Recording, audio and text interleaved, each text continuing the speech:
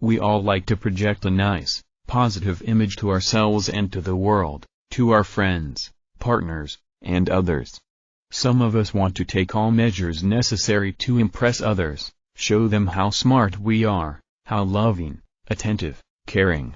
Many of us do so not because this is the way we are actually, but as a manipulative way, to get love and appreciation from others, to be adored and admired. Unfortunately, having behaved this way for years on years, we have become unaware to the awful truth, that we are not the way we present ourselves to be, that we are not so honest, authentic and caring for others' well-being, but rather mask ourselves with this image of the caring, the loving, the attentive. The reverse, then, is the true situation. We do whatever we can to attract the love of others, to persuade them to regard us as much in a positive light as we can. We operate from a bottomless need for love, for appreciation, for attention, for praise. When we behave this way, we think our friends, partners and others fall for our good-hearted behavior. We convince ourselves that they highly appreciate us, that they adore our company, wisdom and support. What we do not know is, did those of them who are conscious enough and aware, lurk behind our masks, behind our manipulations, behind our loving behavior? They notice how desperate we are for their love, how low our self-esteem is, how fearful we are about criticism, and how lonely we feel when alone, not receiving others' love and appreciation.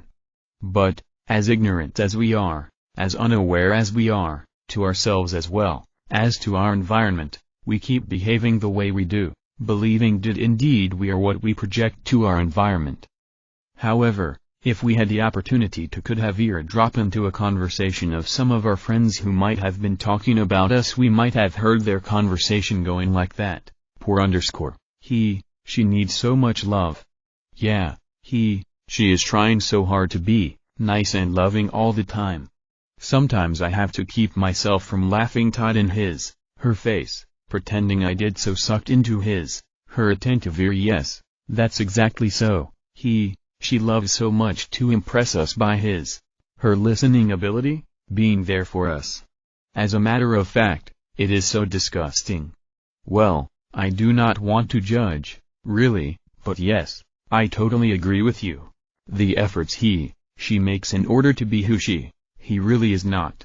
What a shame. Shame, no shame. Eventually she gets what she wants. Our love and friendship. So do you want to tell me we are just as dishonest as she is? Silence.